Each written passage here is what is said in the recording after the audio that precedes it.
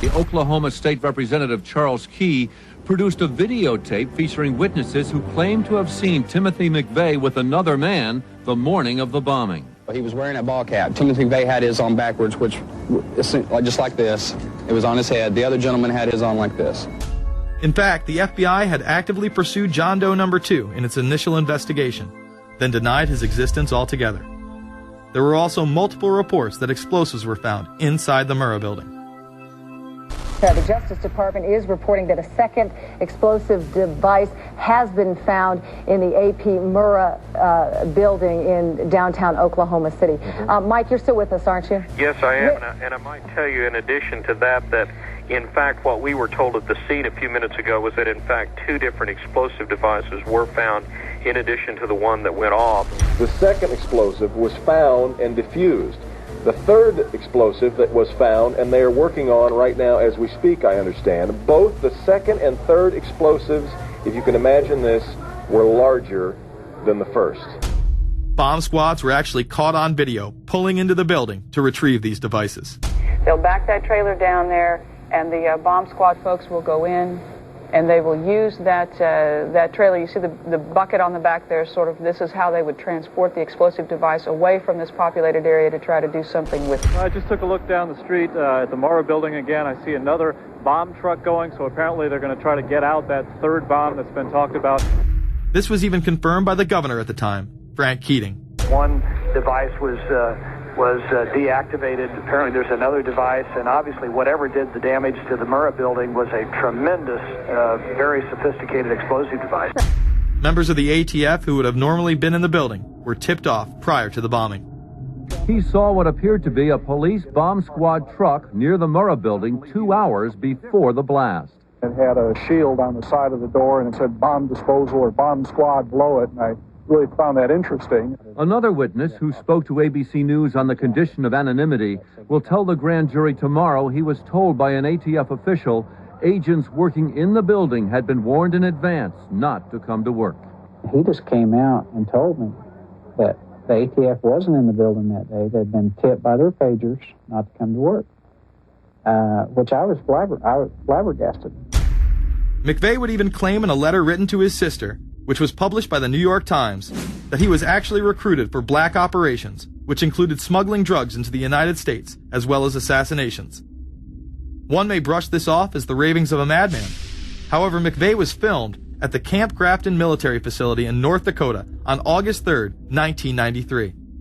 McVeigh's official records state that he was discharged over a year prior from the Army Reserve in May of 1992. Perhaps even more interesting is that Camp Grafton was specializing in training troops in explosives and demolitions at the time. When all was said and done, the security tapes reported to have captured the entire thing on video were rounded up and classified. In 2009, they were finally released, and magically none of them caught the bombing. The excuse being they were all having their tapes changed at that exact moment. This event would be labeled domestic extremism, which was used to demonize critics of world government, militias, and create fear within the populace. Muslim extremism seemed to show its ugly face in then unprecedented fashion on February 26, 1993. A truck bomb had gone off in the parking area of the World Trade Center. Luckily, the bombers failed to follow instructions and parked the truck carrying the explosives against the main support column. What is not discussed, however, is the bomb was actually built by an FBI informant under the supervision of the FBI. Ahmed Salam, a former Egyptian army officer who had been doing undercover work for the FBI, was the man who actually built the bomb. When he was told that he would have to use real bomb-making material instead of harmless substitutes, he became suspicious and began taping his conversations with FBI officials. Last winter, the FBI was praised for its speed in cracking the case of the World Trade Center bombing and bringing 4 suspects to trial. Now, there is some evidence that the FBI may have known of the plot in advance through an informant and might even have stopped the bombing that killed 6 people. Notice the media emphasizes that they might have been able to stop it. They then gloss over the fact that the bomb was built by their agent under FBI supervision in conjunction with the district attorney. FBI agents might have been able to prevent last February's deadly explosion at New York's World Trade Center. They discussed secretly substituting harmless powder for the explosives, but they didn't, according to the FBI's own informant, Imad Salem. Unbeknownst to the FBI at the time, Salem recorded many of his conversations with his handlers. The actual recording where Salam discusses this with his FBI handler John Antisev was released years after the trial. You got paid regularly for good information. I mean, the expenses were a little bit out of the ordinary, and it was really questioned. Don't tell Nancy I told you this. Well, I have to tell her, of course. Well, then if you have to, you have to. Yeah, because, I mean, the lady was being honest, and I was being honest, and everything was submitted with a receipt. Yeah. And now it's questionable. It's not questionable. It's like a little out of ordinary. Okay. You know. All right. I don't think it was. If that's what you think, guys, fine. But I don't think that, because we was start already building the bomb, which is went off in the World Trade Center. It was built by supervision from the Bureau and the DA, and we was all informed about it, and we know that the bomb start to be built. By who? By your confidential informant. What a wonderful, great case. Following the convictions of the Muslims who were too inept to make their own bomb and park the vehicle in the proper area, Salam was pulled into the FBI's Witness Protection Program, where he has never been heard from again. Prior to the largest and most devastating terrorist attack on U.S. soil, the United States was poised as the first truly global superpower. Brzezinski would muse in 1997 that geostrategic success would represent a fitting legacy of America's role as the first, only, and last truly global superpower, and that the only way to mobilize Americans was a truly massive and widely perceived direct external threat. In September of 2000, a neoconservative think tank called the Project for a New American Century echoed Brzezinski's statements, saying the United States is the world's only superpower, combining preeminent military power, global technological leadership, and the world's largest economy. An engine for New World Order ideals, members of PNAC included Dick Cheney, Donald Rumsfeld, Jeb Bush, Scooter Libby, William Kristol, and Paul Wolfowitz. Describing the difficulty in projecting force, they write the process of transformation is likely to be a long one, absent some catastrophic and catalyzing event, like a new Pearl Harbor. This takes us full circle to the September 11th attacks of 2001.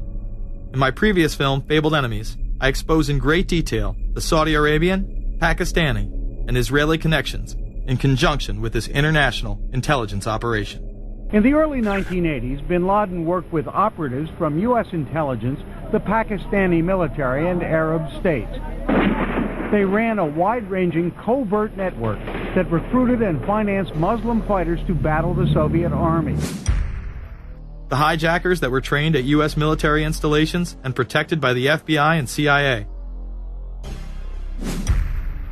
The military exercises leading up to 9/11, and those that took place as the attacks occurred.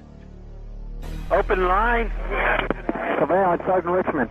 Sergeant Richmond, Sergeant Light from Cheyenne Mountain Test Control. How are you? I'm doing fine. Okay, I need you to terminate all exercise inputs coming to Cheyenne Mountain at this time. Copy.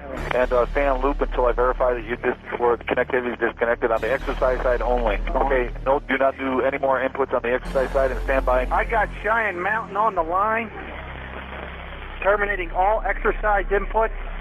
So, over, in case you didn't know, that exercise. Oh, yeah.